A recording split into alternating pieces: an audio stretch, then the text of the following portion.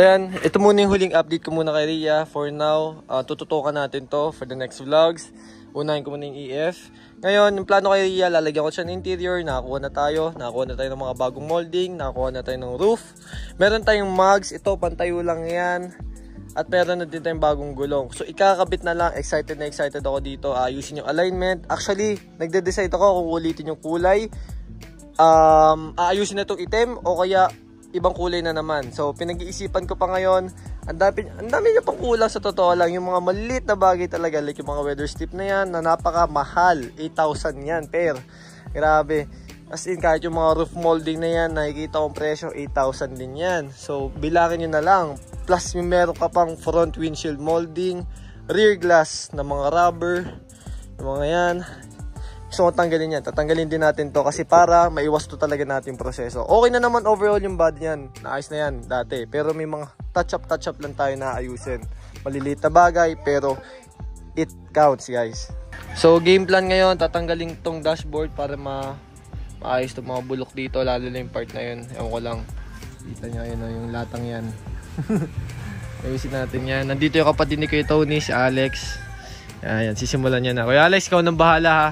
Welcome to the vlog. Welcome to the vlog. Ayan, actually ngayon lang siya nag-appear sa vlog. Ayan. So ito nga yung EF at ito yung ipaproject natin ngayon. Actually, pinipilit ko talaga yung tropa ko na ibenta sa atin to kasi gustong gusto ko to. And ayan, cold start muna tayo, guys. Ayan. Hindi ko muna sasabihin yung makina kung ano yung makina niya. Ayan.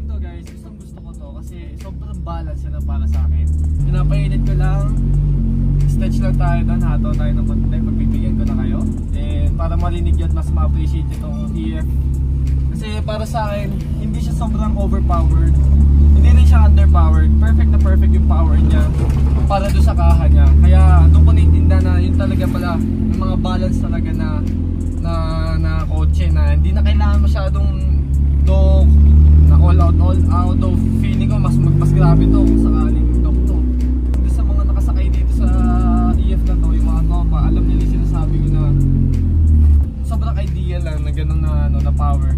And ang gagawin kasi ng body na ito, alam ko EF, nag-weigh lang ito na 800 kilos. Kaya hindi na masyado kailangan ng power.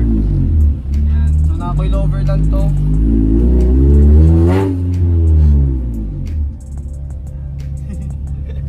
Talagang mas skandalo to eh. Power steering. Ito, first gear pull.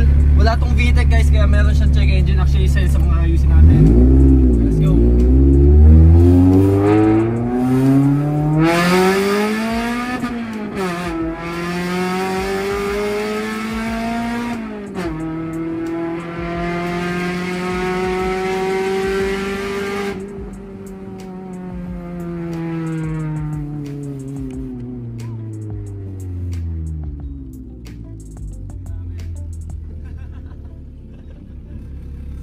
Sobrang solid.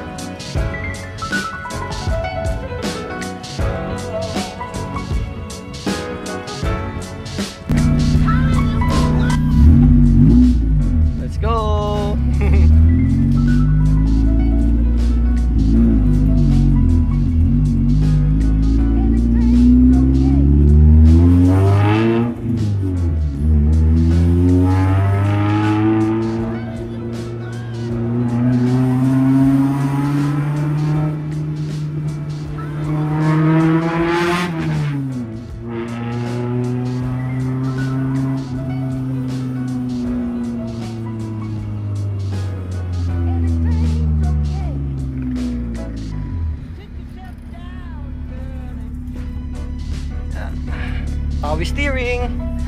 Pero I love it. Iba yung feeling na walang power steering din ang kotse eh. Sobrang raw.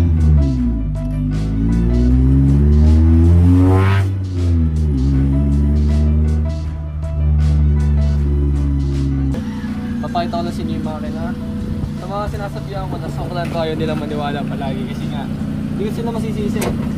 Sobrang liksi na ito gumalaw para sa SOC. So meron tong DC makina. Nalimutan ko lang kung anong displacement ng DC, pero 1600 o 1500 lang yan. Mintarani niya, cable type pa rin, EF. Hindi ko din alam kung anong injector to.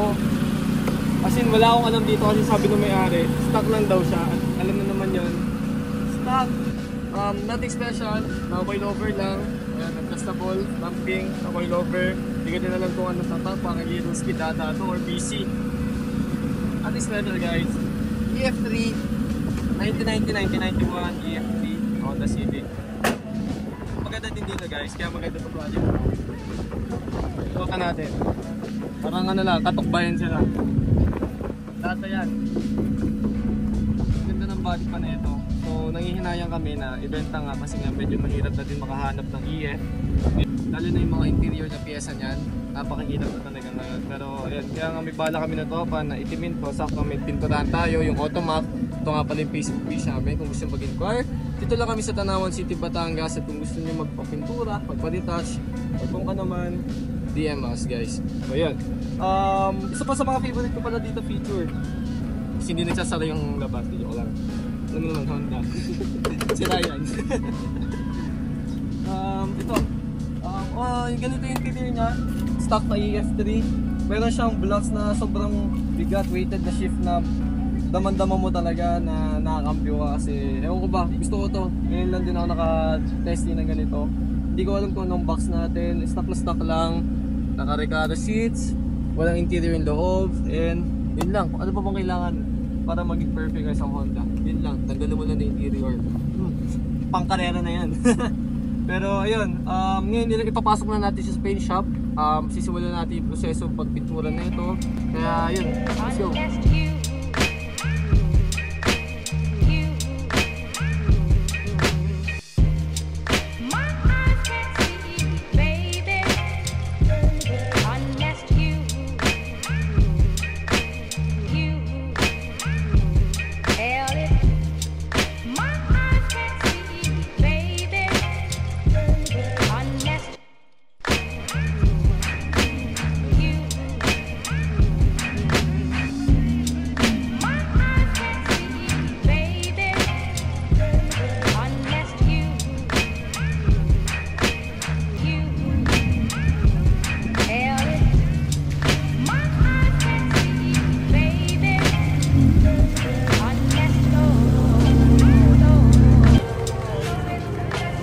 Na oh, sinusukat na.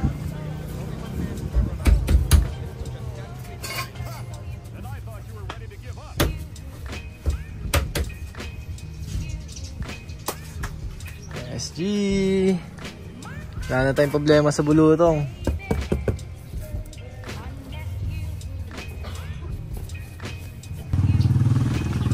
Ito yung loob na Ria. Ayusin natin to. Actually i-re-redan ko ulit to, ayusin ko ulit, papabugahan ko ulit itong loob kasi gusto ko kahit hindi nakikita magagalaw natin. And may mga pintura kasi na katulad na ito.